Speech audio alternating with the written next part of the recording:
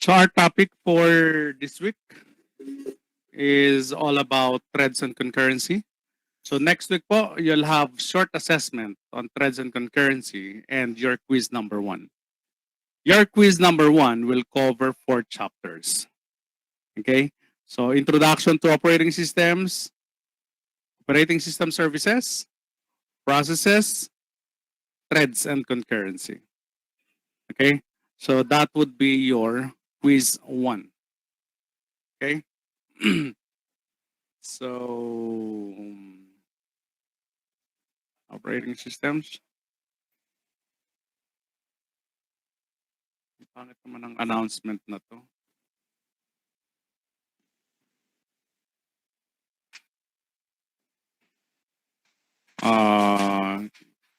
Keyboard.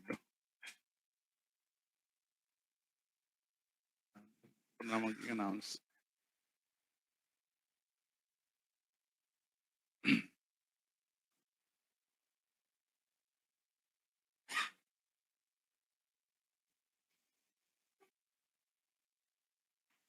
All right. So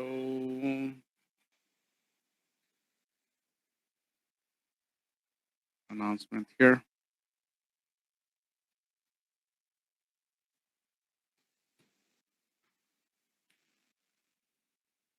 Is one coverage. Okay. So introduction to OS services. You've got processes. So take note, all of these are terms. So nakita nyo naman siguro kung paano ako gumawa ng exam. Ano? So you really need to study. Okay.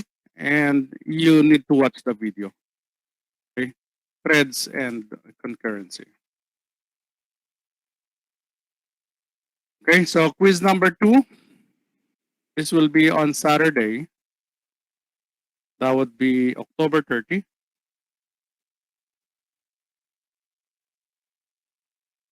October 30. Okay, quiz 1.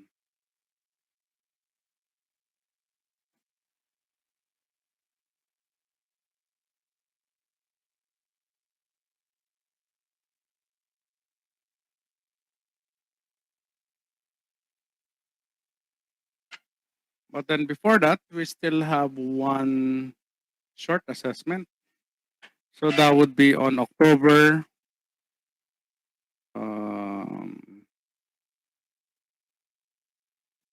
MWF kayo, no? So October, TTHS.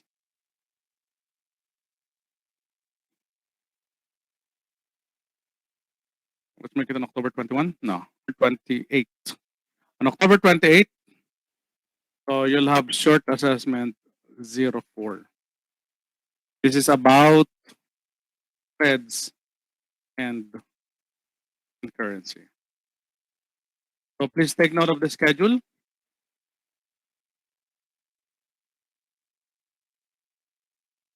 Right.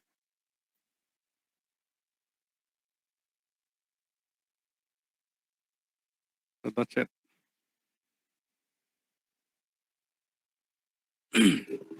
So please take note of our calendar, October 28th, threads and concurrency.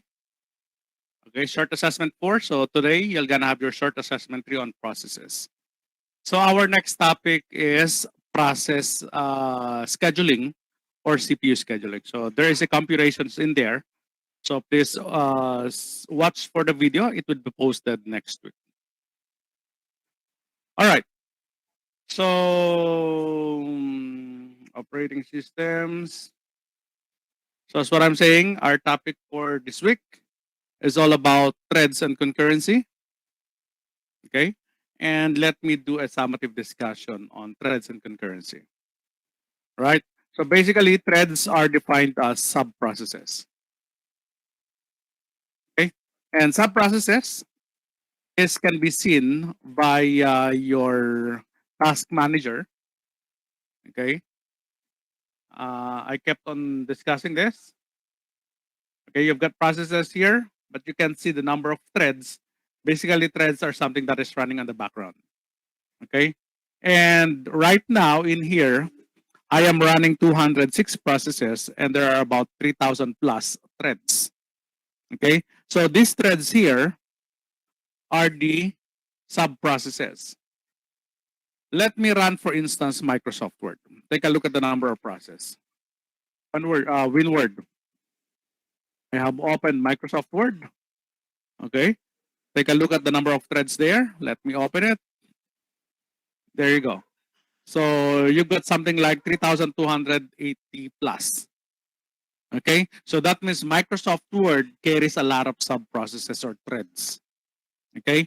And these are the features or functionalities of MS Word that is sometimes not visible to our eyes. Okay, so something in that is running on the background. Okay, example is the spelling check. Okay, the word counter. Let me type it. So if you will observe, no, it's the result, technological. So you've got the process running while you type in something on the Microsoft Word, or you've got the threads running something when you type in on the Microsoft Word. Okay, so the spelling check, the word counter, the letter counters, so those are running as threads. Okay, now what are the motivations for threads? Well, basically on your video, okay, so we need to optimize the hardware. That's why we have something like the core, okay, multi-core, opti-core, diba yung mga octa-core, quad-core, dual-core. Okay, so the core technologies are basically based on the consideration of the threads. Okay, so and this thread is either single or multi-threaded. When I say single thread, one process, or single process, single thread, that means they shared resources. Okay, now if you have multi-threaded processes, so these are process having multiple threads, just like Microsoft Word. And each of the thread has their own resource. And of course, some of the resource is shared within the process. Okay. Now, what are the benefits? Okay. So when you have a multi-threaded, so you have a lightweight process. So when you say you have a lightweight process, not all the resources needed upon runtime is being loaded. So something like when you enable the feature or when you enable a functionality or one of the functionality of the process, then that's the time it will request for a resource. So you are actually saving and conserving the resources. Okay, so that's one of the benefits of thread. Okay, you've got a lightweight process and therefore you have something like a increase in performance when it comes to processing. Okay.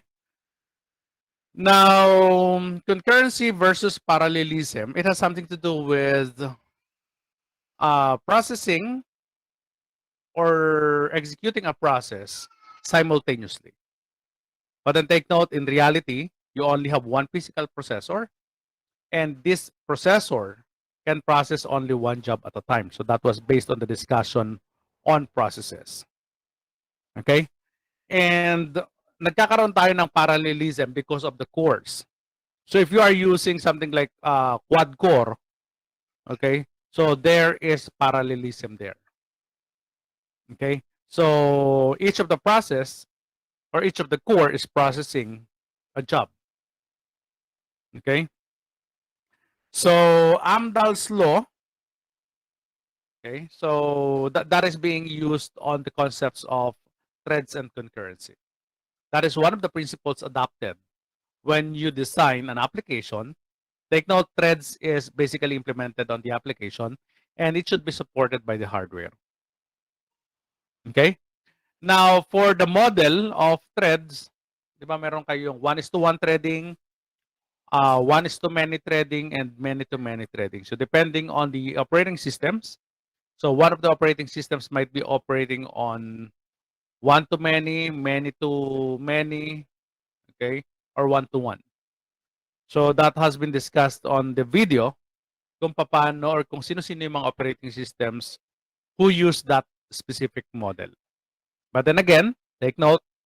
So since there are threads, resources are shared. Okay, resources are shared. Okay, so that's all for the threads. Okay, any questions? Any questions on threads? Again, the next topic is CPU scheduling. I'm going to present 8 algorithms, and your quiz 2 is a computation type of exam.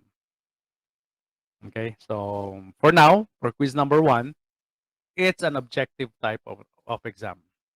And that really needs you to go back to the video, listen, and pay attention to the details. All right. So are there any questions about threads? Wala naman po, sir. Okay. So no questions on threads. So we're gonna have your short assessment. So your short assessment would be available under processes. Okay, please log into your Moodle. So I'm going to enable SA03. So let me unshare this. Stop sharing. Again, please take note of the calendar, huh? So stop sharing.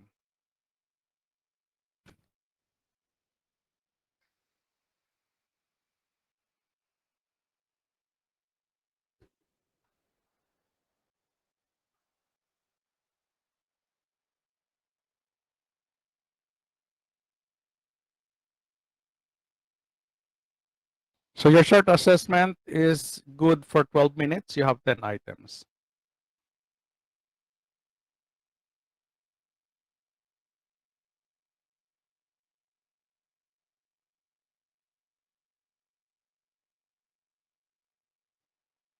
So it will start in 1 minute.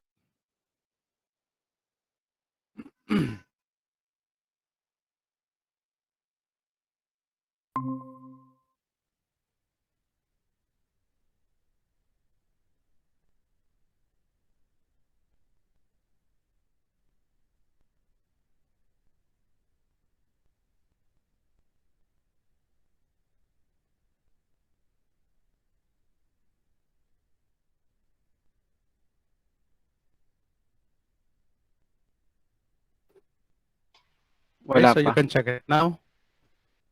Paki-check po if you can now access it. SA03. So good luck po. Wala pa.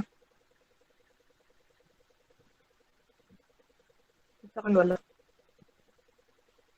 Di, game na. Meron na. Attempt na dam. Adrian, dali. Adrian, open mo na.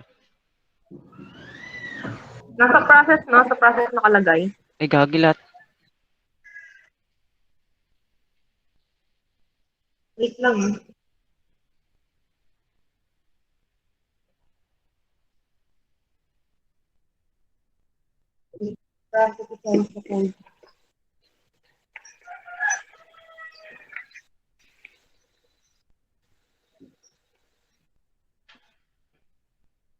Ha?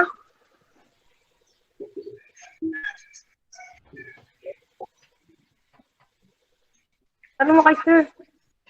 Dali. Nasaan yung ano? Wala sa akin.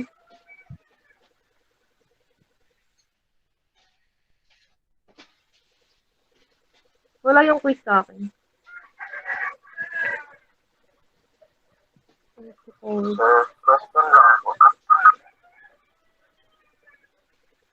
Yes. Sa'yo lang yan, kuya. Nakalagay dito 12 minutes. Ha?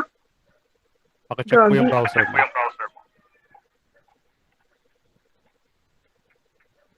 Uy, ID. Gusto makita yung screen ko? Ayan, no? Kuya. Sir, sa akin din po, 6 minutes din. Sa akin din po, 6 minutes lang, sir. Take it now. 12 minutes nakaset yan. No. Mukha ba 12 minutes Ano? yan? 5 minutes na 12 nga lang. minutes. Oh. Sir, kaka-click ko lang po, 6 minutes lang po yung nakalagay. Yung oras po niyan, kahit hindi nyo i-click yan at nag-start yan, kaya pag sabi kong start nyo po agad. Wala Okay. okay. Ah, take nyo muna. Okay, nakalagay dyan, 12 minutes. Ayan, nakikita nyo sa screen nyo. Gets 12:33 yung mag-end. Dapat 12:33 mag-start yung apat. Gina.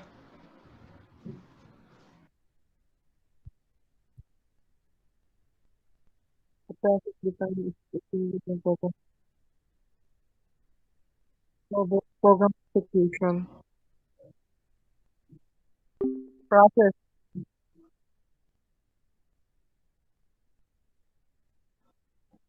Process. Process. Process at the program in execution. Process execution must be progress in sequential function.